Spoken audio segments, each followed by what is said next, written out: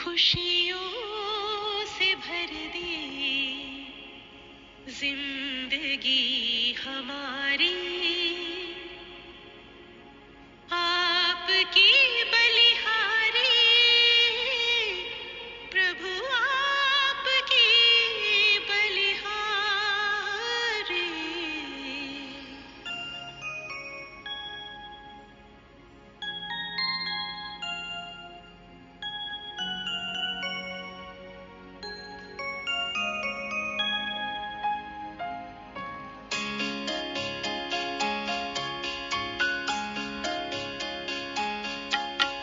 खुशियों से भर दी जिंदगी हमारी, खुशियों से भर दी जिंदगी हमारी, आपकी बलिहारी प्रभु, आपकी बलिहारी। आश पूरी कर दी आपने हमारी, आश पूरी कर दी आपने हमारी, आपके आभारी हम, आपके आभारी। खुशियों से भर दी जिंदगी हमारी।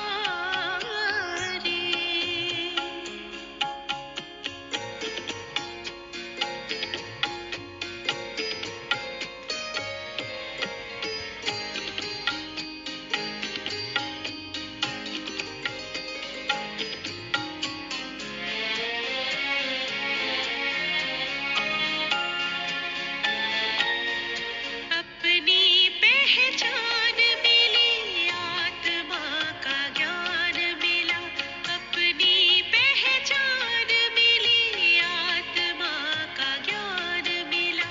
पिंजरे के पंछी को खुला आसमान मिला,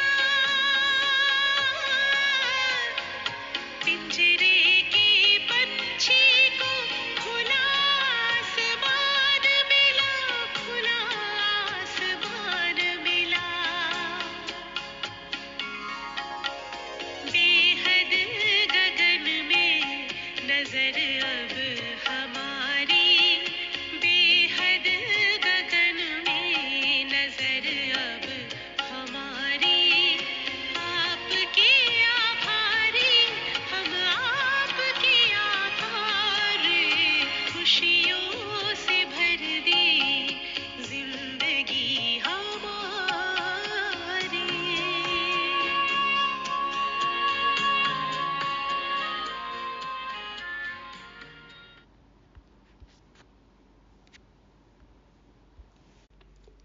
ओम शांति।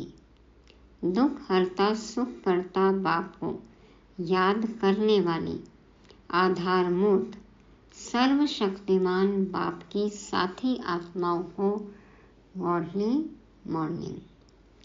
खुशियों से भर दी जिंदगी हमारी, बहुत कुछ याद दिला के, हमें खुद से मिला के, खुद से खुदा से मिल के हमें कितने हल्केपन का अनुभव हो रहा है। तो सदा ही ऐसा अनुभव करने के लिए स्वदर्शन चक्र फिराते रहना है, साइलेंस में रहने का अभ्यास करना है।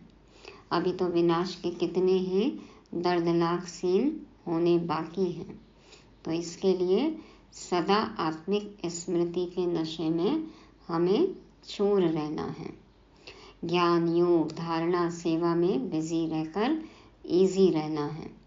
याद रहे ये हमारा मरजीवा जन्म है, इसलिए अब सिर्फ और सिर्फ ज्ञान रत्नों से ही खेलना है।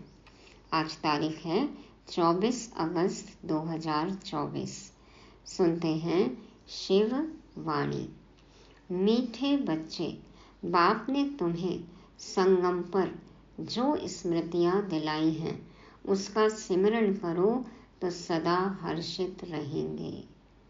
बाबा ने संगम युग में आकर हमें जो जो बातें हम भूल गए थे वो हमें याद दिलाया, खुद की पहचान दी, खुद से मिलाया। तो बाबा कहते हैं खुश रहना है तो इन्हीं बातों को याद करते रहो, इनका ही मनन चिंतन करो, सिमरन करो, बाप को याद करो और ज्ञान का मनन चिंतन करो तो सदा हर्षित रहेंगे। याददाश्त लौट कर आ गई ना, तो फिर उसी यादों में रहना है, खुश रहना है। प्रश्न, सदा हल्के रहने की युक्ति क्या है? किस साधन को अपनाओ तो खुशी में रह सकेंगे? तन को हल्का रखने के लिए तो कितनी एक्सरसाइज करते हैं, मन को कैसे हल्का रखें? बाबा बताते उत्तर में, सदा हल्का रहने के लिए इस जन्म में जो जो पाप हुए हैं वह सब अविनाशी सर्जन के आगे रखो। हमने कब क्या किया ये तो याद है ना, तो जो जो भी पाप हुए हैं अविनाशी सर्जन को सच सच बताना है। बाकी जन्म जन्मांतर के पाप जो सिर पर हैं उसके लिए याद की यात्रा में रहो। अब पिछले जन्मों में हमने क्या किया वो याद नहीं है, इसलिए बाबा को याद करके उसको भी हल्का करना है। याद से ही पाप कटेंगे, फिर खुशी रहेगी। पाप कटते जाएंगे तो हम खुश रहेंगे। बाप की याद से आत्मा सतो प्रधान बन जाएगी। तो बाबा को बताना है और बाबा की याद में रहना है, और फिर अब कोई भी गलती नहीं करना है। बाबा को याद करके पुराने पापों का भुगतान करना है, चुकता करना है, हिसाब किताब क्लियर करना है। तो इस तरह से बाबा कहते हैं मन हल्का रहेगा, आत्मा सतो प्रधान बनती जाएगी। ओम शांति। मीठे मीठे रूहानी बच्चों को रूहानी बाप समझाते हैं, तुमको स्मृति आई है कि हम आदि सनातन देवी देवता धर्म के थे। हम राज्य करते थे, हम बरोबर विश्व के मालिक थे। उस समय दूसरा कोई धर्म नहीं था।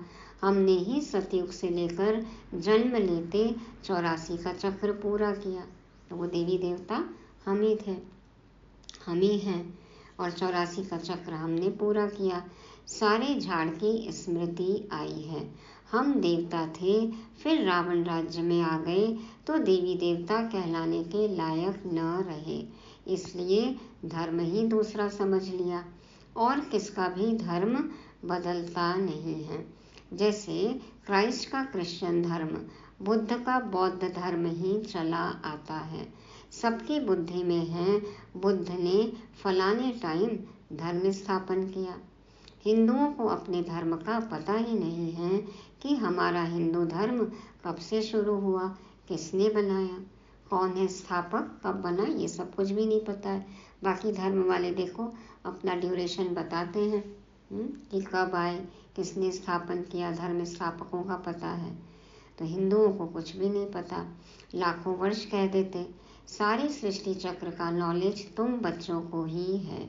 इसको कहते हैं ज्ञान विज्ञान। उन्होंने विज्ञान भवन नाम भल रखा है, परंतु बाप उसका अर्थ समझाते हैं।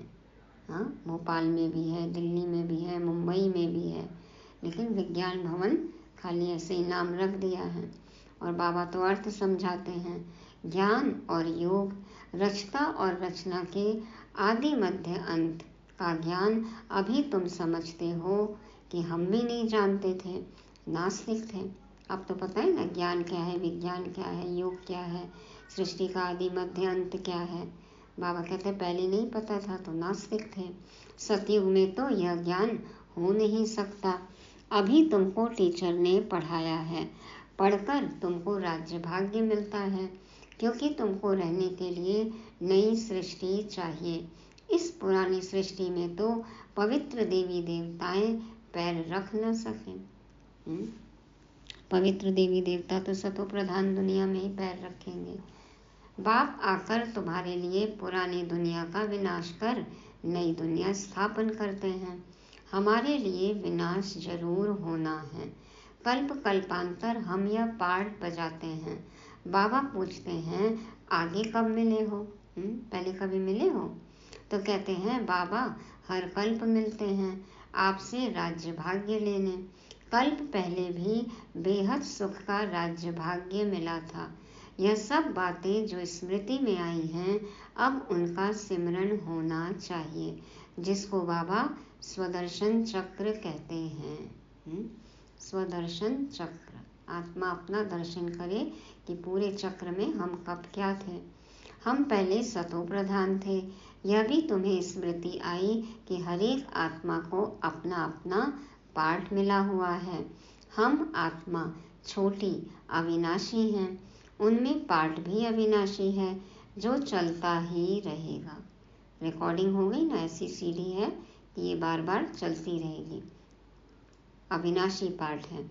यह बनी बनाई बन रही, इसमें नई बात कोई ऐड व कट नहीं हो सकती है। ऐसी मूवी है, ऐसा ड्रामा है, आप एडिट नहीं कर सकते हो, कुछ नया ऐड नहीं कर सकते और पुराना कुछ काट नहीं सकते। तो बनी बनाई बन रही, जो पहले बनी थी वही बनेगी। कोई भी मोक्ष को पा नहीं सकते, जन्म मरण के चक्कर से नहीं छूट सकते। मिनिमम एक जन्म आना तो पड़ेगा ही। कोई मुक्ति मांगते हैं, मुक्ति अलग है, मोक्ष अलग है। मुक्ति माना बंधन से छुटकारा चाहिए, और मोक्ष कहते हैं कि जन्म मरण में आए ही ना। तो यह भी स्मृति में रखना है। स्मृति में होगा तो औरों को भी स्मृति दिलाएंगे। तुम्हारा धंधा ही यह है। बाप ने जो स्मृति में लाया है वह फिर औरों को भी स्मृति दिलाओ, तब ऊंच पद पा सकेंगे। हमारी याददाश्त तो आ गई, तो औरों की भी याददाश्त वापस लानी है, तब ऊंच पद मिलेगा। ऊंच पद पाने के लिए बहुत मेहनत करनी है। मुख्य मेहनत है योग की, तो विज्ञान में बहुत मेहनत है, प्रैक्टिकल। यह है याद की यात्रा, जो बाप के सिवाय और कोई सिखला नहीं सकते। अभी तुम मनुष्य से देवता बनने की पढ़ाई पढ़ते हो। तुम जानते हो कि हम फिर से नई दुनिया में जाएंगे, उसका नाम ही है अमरलोक। यह है मृत्यु लोक। यहाँ तो अचानक बैठे बैठे मौत आ जाता है। वहाँ मृत्यु का नाम निशान नहीं, क्योंकि आत्मा को तो वास्तव में काल खाता नहीं। आत्मा तो अजर अमर है, अविनाशी है। कोई मिठाई की चीज थोड़ी है, आत्मा को तो काल खाता नहीं।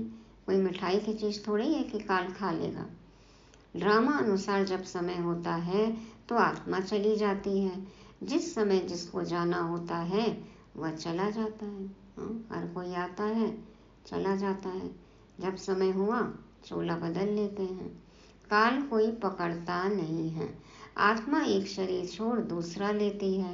काल कुछ भी नहीं है। देखो, बिना आत्मा के शरीर तो वैसे ही मरा हुआ है, और आत्मा मरती ही नहीं है, अजर अमर अविनाशी है। तो फिर मरता कौन है? मृत्यु क्या है? एक प्रक्रिया है, खाली चोला बदलने की। आत्मा चोला बदलती है। तो काल कुछ भी नहीं है। यह तो कथाएं बैठ बनाई हैं। वह है अमरलोक, वहाँ निरोगी काया रहती है। सतयुग में भारतवासियों की आयु भी बड़ी थी, योगी थे। योगी और भोगी का फर्क भी अब मालूम पड़ता है। योगी जीवन, भोगी जीवन, देख रहे हैं ना फर्क। तो बाबा कहते हैं योगी और भोगी का फर्क भी अब मालूम पड़ता है। सब कुछ बाबा ने अभी समझाया। सतयुग में क्या होगा, कलयुग में क्या होगा, योगी जीवन में क्या है, भोगी जीवन में क्या है। तुम्हारी आयु वृद्धि को पा रही है। जितना तुम योग में रहेंगे उतना पाप भस्म होंगे और पद भी ऊंच मिलेगा, आयु भी बड़ी होगी। योगी है तो भोगी और रोगी नहीं, और भोगी है तो देखो रोगी भी होते हैं। यथा राजा रानी आयु पूरी कर शरीर छोड़ते हैं, प्रजा का भी ऐसा होता है, परंतु पद का फर्क है। आयु सबकी पूरी होती है, लेकिन पद में तो फर्क है सतयुग में। अब बाप तुमको कहते हैं, स्वदर्शन चक्रधारी बच्चों, यह अलंकार तुम्हारे हैं। शंख चक्र गदा पदम, ये जो अलंकार दिखाते हैं विष्णु के हाथ में, बाबा कहते तो तुम्हारे अलंकार हैं। गृहस्थ व्यवहार में रहते कमल फूल समान तुम रहते हो। तो हमारे ज्ञान योग धारणा सेवा इस सब्जेक्ट से रिलेटेड है। बाबा कहते हैं गृहस्थ व्यवहार में रहते कमल फूल समान तुम रहते हो, सिवाय तुम्हारे और कोई रह न सके। यह भी स्मृति आई है कि इस जन्म में हमने कितने पाप किए हैं। इसलिए बाबा कहते हैं वह सब अविनाशी सर्जन के आगे रखो तो हल्के हो जाएंगे। बीमारी के बारे में बताएंगे तभी तो बाबा इलाज बताएंगे ना, हल्कापन होगा। बाकी जन्म जन्मांतर के पाप जो सिर पर हैं उसके लिए योग में रहना है। योग से ही पाप कटेंगे और खुशी भी रहेगी। बाप की याद से सतो प्रधान बन जाएंगे। यदि अभी मन भारी रहता है माना हमारे पाप नहीं कट रहे हैं, माना हम बाबा की याद में नहीं हैं, तो बाप की याद से ही सतो प्रधान बनेंगे। मालूम है कि हम याद से यह बनेंगे तो कौन याद नहीं करेगा, परंतु यह युद्ध का मैदान है, मेहनत करनी पड़ती है इतना ऊंच पद पाने के लिए। बिना मेहनत के तो कुछ भी नहीं मिलेगा। यह भी बच्चों को स्मृति आई है कि बेहद के बाप से हम ऊंच ते ऊंच वर्षा लेते हैं, कल्प कल्प लेते हैं। तुम्हारे पास बहुत आएंगे, आकर महामंत्र लेंगे मन मना भाव का। मन मना भाव का अर्थ है अपने को आत्मा समझ बाप को याद करो। अपने को आत्मा समझ परमात्मा बाप को याद करो। यह है महान मंत्र, महान आत्मा बनने के लिए। वह कोई महात्मा है नहीं। महात्मा तो वास्तव में श्री कृष्ण को कहा जाता है क्योंकि वह पवित्र हैं। देवताएं सदैव पवित्र रहते हैं। देवताओं का है प्रवृत्ति मार्ग, सन्यासियों का है निवृत्ति मार्ग। स्त्रियां तो धक्के खा न सके। देखो पहले क्या था, स्त्रियों को संन्यास लेने की छूट नहीं थी, घर गृहस्थी में ही रहो, मोक्ष का अधिकार ही नहीं। तो बाबा कहते हैं कि स्त्रियां तो धक्के खा न सकें। यह सब अभी कलयुग में खराबियां हो गई हैं। स्त्रियों को भी सन्यासी बनाकर ले जाते हैं।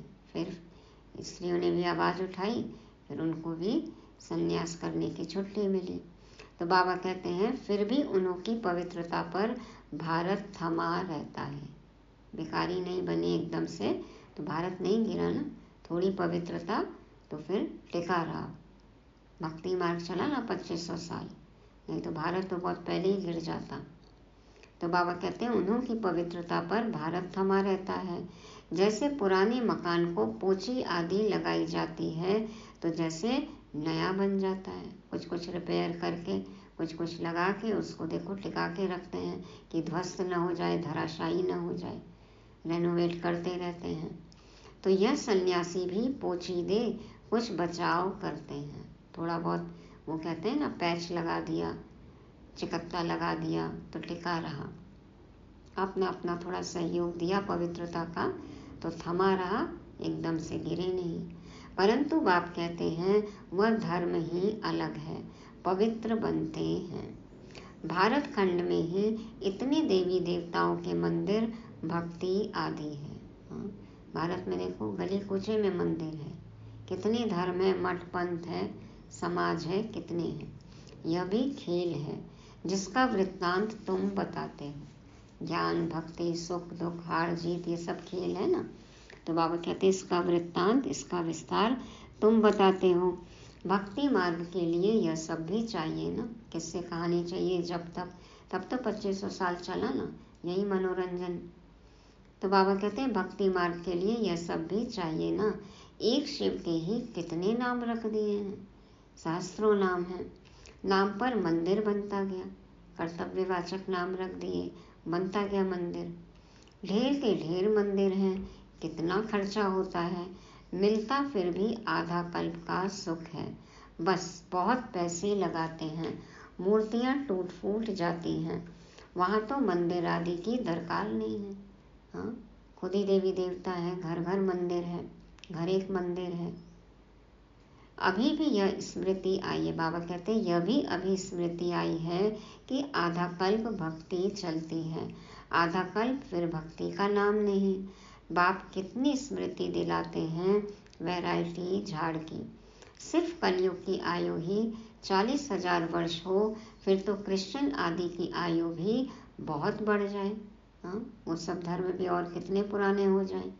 बाप समझाते हैं क्रिश्चियन धर्म की इतनी ही लिमिट है, यह जानते हैं। क्राइस्ट को इतना समय हुआ है, फलाने को इतना समय हुआ धर्म स्थापन किए, लेकिन फिर जाएंगे कब यह पता नहीं। जीसस क्राइस्ट की, बौद्ध की, महात्मा बुद्ध की, ये सब की तो डेट है ना, महावीर के। तो बाबा कहते हैं कि यदि इस हिसाब से देखें तो कलयुग की आयु यदि 40,000 वर्ष बताते हैं तो फिर कृष्ण आदि की आयु तो कितनी बढ़ जाए, लेकिन लिमिट है। तो बाबा कहते हैं इतना समय हुआ है, फलाने धर्म को स्थापन किए, तो लेकिन फिर जाएंगे कब यह पता नहीं है। कल्प की आयु ही लंबी कर दी है। अभी तुम जानते हो यह तो विनाश की तैयारियां हो रही हैं। उन्हों की है साइंस, तुम्हारी है साइलेंस। उनका साइंस का बल, बाबा कहते हैं तुम्हारे पास है साइलेंस का बल। तुम जितना साइलेंस में जाएंगे उतना वह विनाश के लिए अच्छी अच्छी चीजें तैयार करते रहेंगे। बाबा कहते हैं जितना हम शांति का बल जमा करेंगे वो विनाश के लिए अच्छी सामग्री बनाते जाएंगे, मौत आसान होती जाएगी। दिन प्रतिदिन महीन चीजें बनाते रहते हैं, है ना। देखो अपडेट करते रहते हैं, अपडेटेड वर्जन आता रहता है। साइंस और हाईटेक होती जा रही है, एडवांस चीजें निकलती जा रही हैं। तो बाबा कहते हैं तुमको अंदर में खुशी होती है, बाबा तो हमारे लिए नई दुनिया बनाने आए हैं, तो अब हम पुरानी दुनिया में थोड़े ही रहेंगे। कमाल है बाबा की, बच्चों के लिए नई दुनिया बना रहे हैं, तो हम पुराने घर में पुरानी दुनिया में क्यों रहेंगे। बाबा की कमाल है। बाबा आपके स्वर्ग स्थापन करने की तो कमाल है। अभी तुमको सारी स्मृति आई है, वह तो रचता और रचना के आदि मध्य अंत को जानते ही नहीं है। तुम जानते हो तुम कितनी रोशनी में हो, मनुष्य तो घोर अंधियारे में है। फर्क है ना, रोशनी माना ज्ञान, अंधियारा माना अज्ञान। तो चेक करना है कि हम अंधियारे में हैं या रोशनी में हैं। ज्ञान अंजन सतगुरु दिया, अज्ञान अंधेर विनाश। बाबा ने ज्ञान का अंजन दिया, ज्ञान का काजल दिया, सतगुरु ने सच्चा ज्ञान सुनाया, तो अज्ञान का अंधेरा खत्म हो गया। भक्ति वाले ज्ञान को नहीं जानते हैं, अभी तुम भक्ति को भी जानते हो तो ज्ञान को भी जानते हो। सारी स्मृति आई है। भक्ति कब शुरू होती है, फिर कब पूरी होती है, बाप कब ज्ञान देते हैं, पूरा कब होगा, सब स्मृति है। नंबर वार तो है ही, किसको बहुत स्मृति है, किसको कम। जिन्हों को बहुत स्मृति रहती है वह ऊंच पद पाएंगे। स्मृति रहे तब औरों को भी समझाएं। खुद को याद रहेगा तब तो औरों को बताएंगे, खुद को समझ में आएगी तब तो औरों को समझाएंगे। तो हम में समझ कैसे आएगी, जितना हम ज्ञान का मनन चिंतन करेंगे, मुरली सुनेंगे, मंथन करेंगे, बाबा को याद करेंगे, ज्ञान स्वरूप बनेंगे, उतना समझ बढ़ती जाएगी। तो वंडरफुल स्मृति है ना। आगे तुम्हारी बुद्धि में क्या था, भक्ति, जप, तप, तीर्थ करना, माथा टेकना, सारी टिप्पण ही घिस गई है। जगदीश भाई कहते ना, देखो बाली उड़ गई, टिप्पण घिस गई, माथा घिस गया। भक्ति की स्मृति और ज्ञान में कितना फर्क है। तुम अभी भक्ति को जानते हो क्योंकि शुरू से भक्ति की है, जानते हो हमने पहले पहले शिव की भक्ति की, फिर देवताओं की, और कोई को भी यह स्मृति नहीं है। तुमको रचना के आदि मध्य अंत, भक्ति आदि की सब स्मृति है। आधा कल्प भक्ति करते करते गिरते ही आए हो। अभी तो दुख के पहाड़ गिरने हैं, हम भी गिरते आए और अभी तो दुख के पहाड़ गिरने बाकी हैं, अभी तो छोटे मोटे पत्थर ही आ रहे हैं। तुम बच्चों को पुरुषार्थ करना है, यह गिरने से पहले हम याद की यात्रा से विकर्म विनाश करें। सबको तुम यही समझाते हो, तुम्हारे पास हजारों आते हैं, तुम मेहनत करते हो भाई बहनों को रास्ता बताने की। ज्ञान और भक्ति की स्मृति आई है, गोया तुम सारे ड्रामा को नंबरवार पुरुषार्थ अनुसार जान गए हो। जो जितना अच्छी रीति जानते हैं वह समझा भी सकते हैं। समझाना तो बच्चों को ही है। गायन भी है सन शोज फादर। तो बाबा को प्रत्यक्ष करना है हमें। बाप बच्चों को समझाएंगे, बच्चे फिर और भाइयों को समझाएंगे। आत्माओं को समझाते हो ना। भक्ति से यह ज्ञान बिल्कुल न्यारा है। गायन भी है ना, एक भगवान आकर सब भक्तों को फल देते हैं। एक बाप के सब बच्चे हैं। कहते हैं ना गॉड इज वन। बाप कहते हैं मैं सब बच्चों को शांति धाम सुख धाम में ले जाता हूँ। कल्प कल्प का यह ज्ञान भी तुमको अभी है, वहाँ नहीं होगा। तुम पतित बनते हो तो पावन बनाने के लिए बाप तुम पर कितनी मेहनत करते हैं। इसलिए गायन है कुर्बान जाऊं वारी जाऊं। किस पर? बाप पर। आत्मा कहती ना हम कुर्बान जाएं वारी जाएं, तो किस पर? बाप पर। फिर बाप मिसाल बताते हैं यह कुर्बान कैसे गया। फॉलो इस सैंपल को करो। ब्रह्मा बाबा को, हाँ देखो कैसे वारी गए, समर्पित हो गए। यही फिर लक्ष्मी नारायण बनते हैं, मम्मा बाबा। अगर इतना ऊंच पद पाना है तो ऐसा कुर्बान जाना है। सब कुछ तुझ पर कुर्बान, मैं मेरा कुछ भी नहीं, सब कुछ तेरा। साहूकार कभी कुर्बान हो न सके, यहाँ तो स्वाहा करना पड़े। हाँ, तन मन धन सब स्वाहा करना है। साहूकार को स्मृति जरूर आएगी। गायन भी है ना, अंतकाल जो स्त्री सिमरे वेश्या योनि वलवल उतरे, और अंतकाल जो नारायण सिमरे देवता योनि वलवल उतरे। तो इतने सब पैसे क्या करेंगे? कोई लेगा ही नहीं, क्योंकि सब खत्म हो जाने हैं। हाँ देखो नोटबंदी हुई, क्या हुआ? सारे पैसे कुछ काम आए, और फिर प्राकृतिक आपदाएं आएंगी, सब धन दौलत मिल्कियत सब ध्वस्त हो जाएगी। क्या करेंगे? काम आएंगे? तो बाबा कहते हैं कोई लेगा ही नहीं, क्योंकि सब खत्म हो जाने हैं। मैं भी लेकर क्या करूँगा? अंत में देंगे तो फिर क्या करेंगे? फिर तो बाबा को भी नहीं चाहिए। शरीर सहित सब कुछ खलास होना है। चलो दूसरी बातें तो छोड़ो, दूसरी चीज़ें छोड़ो, शरीर ही नहीं रहेगा। आप मुए मर गई दुनिया, आपका शरीर छूटा, आपके लिए दुनिया खत्म। यह धन आदि कुछ भी नहीं रहेगा। अभी जिस सेकंड भी आत्मा शरीर छोड़ दे उसके लिए तो दुनिया खत्म ना। बाकी दुनिया चल रही है, वैसे ही चल रही है, लोग हैं, सब कुछ है। लेकिन जो आत्मा ने शरीर छोड़ दिया उसके लिए तो वो दुनिया खत्म हो गई ना। अगला जन्म लेगा भी, अगला शरीर में जाएगा भी, उसको तो कुछ याद रहेगा ही नहीं। तो बाबा कहते हैं यह धन आदि कुछ भी नहीं रहेगा। बाकी गरुड़ पुराण आदि में तो रोचक बातें डाल दी हैं डराने के लिए। तो भक्ति में भी देखो डर डर की बातें बताकर और फिर किसी तरह थमारा धर्म कर्म करते रहे। तो बाबा कहते हैं ऐसे थोड़ी इंटरेस्टिंग किस्से कहानी भक्ति में डाल दिए शास्त्रों में। बाप कहते हैं यह शास्त्र आदि हैं भक्ति मार्ग के। आधा कल्प भक्ति मार्ग चलता है, जबकि रावण राज्य होता है। कोई से पूछो रावण कब से जलाते हो, तो कहेंगे परंपरा से। अरे परंपरा से तो रावण होता ही नहीं, मालूम ही नहीं है तो कह देते हैं परंपरा से। तुम बच्चों को अब स्मृति आई है, रावण राज्य कब से शुरू होता है। रचना रचना का राज भी तुम समझते हो। अब बाप कहते हैं बच्चे मामेकम याद करो तो पाप कटे। एक दो को यही सावधानी देते रहो। घूमने फिरने आपस में जाओ तो भी यह बातें करो। इधर उधर की फालतू बातें करें, इससे तो ज्ञान का मनन चिंतन करें, एक दूसरे को याद दिलाएं।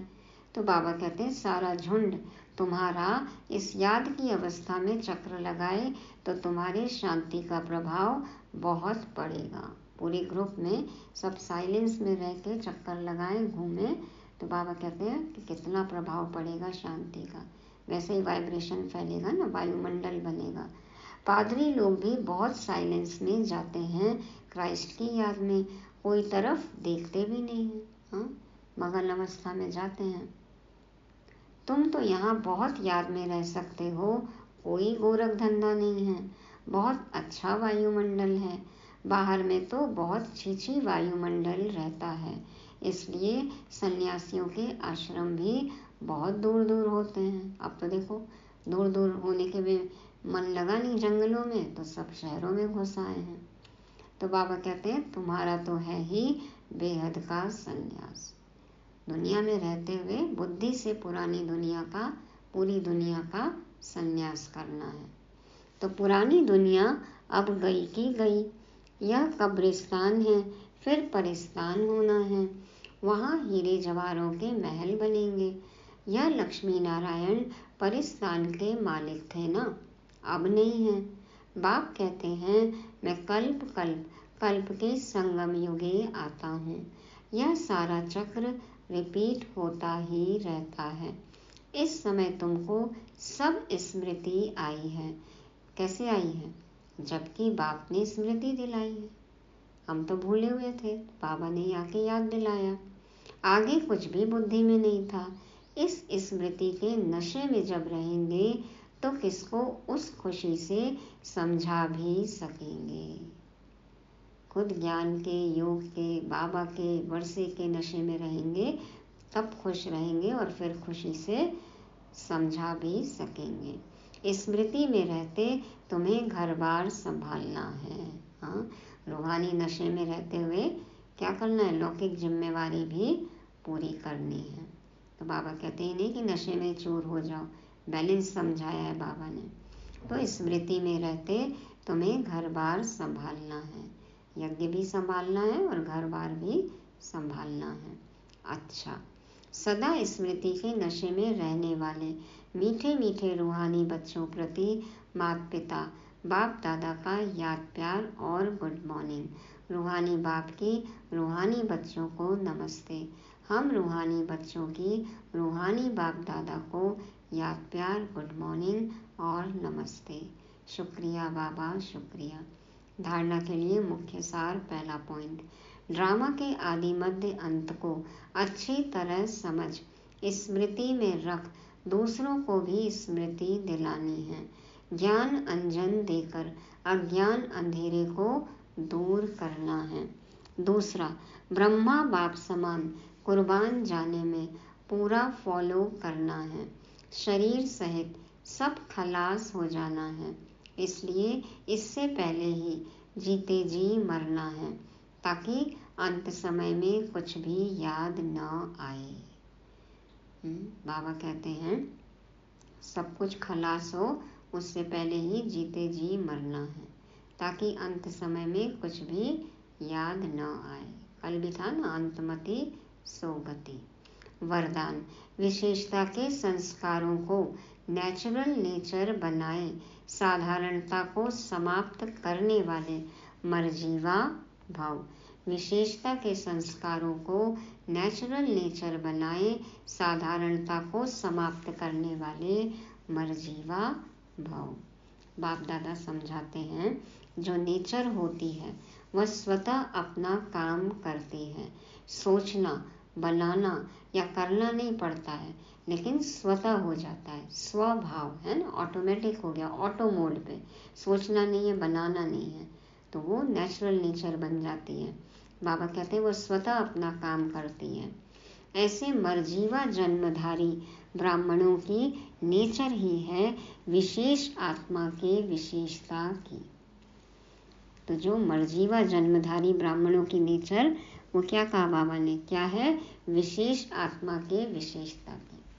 मर्जीवा जन्म ना विशेष जन्म, ब्राह्मण जन्म विशेष जन्म, तो विशेषता, तो विशेषता की नेचर। यह विशेषता के संस्कार नेचुरल नेचर बन जाए और हर एक के दिल से निकले कि यह मेरी नेचर है। दैवी गुण धारण करने हैं, विशेषताएं हों, बाप समान गुण हो, तो हर एक के दिल से निकले कि ये मेरी नेचर है। साधारणता पास्ट की नेचर है। नॉर्मल चीज़ें वो तो क्या है, दुनिया वालों के पास में भी है ना, वैसा स्वभाव है, वैसा हुनर है। तो बाबा कहते हैं साधारणता पास्ट की नेचर है, अभी की नहीं, क्योंकि नया जन्म ले लिया।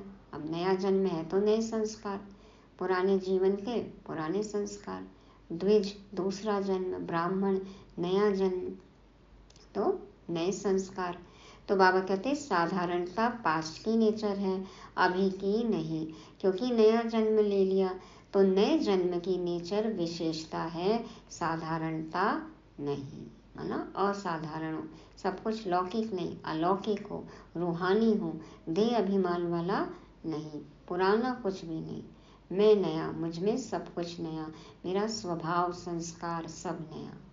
हाँ, मैं नई नई सी, तुझे पाकर, तुझसे मिलकर, तुझसे सीखकर मैं बन गई नई नई सी। स्लोगन, रॉयल वह हैं जो सदा ज्ञान रत्नों से खेलते, पत्थरों से नहीं। रॉयल वह हैं जो सदा ज्ञान रत्नों से खेलते, पत्थरों से नहीं। दुनिया का कुछ भी सुनना, देखना, पढ़ना, बुद्धि लगाना, उसमें वो सब क्या है? पत्थर है। ज्ञान रत्न, बाबा की मुरली, बाबा की बातें, ज्ञान के पॉइंट्स, योग, ये सब क्या है? ज्ञान रत्न। तो जो ज्ञान रत्नों से खेले वही रॉयल, जो पत्थरों से खेले वो क्या है? बेगर, भिखारी। हम तो क्या है? रॉयल आत्माएं हैं। तो सदा ज्ञान रत्नों से खेलना है। ये थी आज की मुरली। क्या याद रखेंगे? सबसे पहली बात, स्मृति स्वरूप। बाबा ने जो हमें स्मृतियाँ दिलाई हैं उसका स्वरूप बनना है, उसका ही सिमरन करते रहना है, तभी हम खुश रह सकेंगे। दूसरी बात, अविनाशी सर्जन। बाबा अविनाशी सर्जन है। तो जो भी पाप किए हमने, जो बीमारियां हैं, वो सब बाबा को बतानी है, रिपीट नहीं करना है। दवाई लेनी है, इलाज लेना है, युक्तियाँ सुननी है कि अपनी बीमारी कैसे खत्म करें। और बाबा को याद करेंगे तो पुराने पाप भी भस्म होंगे। तीसरा, ज्ञान अंजन। हमने तो लगा लिया अंजन, हमारा अज्ञान अंधेरा खत्म हुआ। अब ये अंजन, ये सुरमा, ये काजल औरों को भी लगाना है। चौथी बात, मरजीवा। पुराने जीवन से मर गए, साधारणता समाप्त, सब कुछ अलौकिक, असाधारण, स्पेशल, विशेष। और पांचवा, ज्ञान रत्न। सदा ज्ञान रत्नों से ही खेलना है, तभी खुश रहेंगे। खुशियों से भर गई जिंदगी हमारी, आपकी बलिहारी। ओम शांति।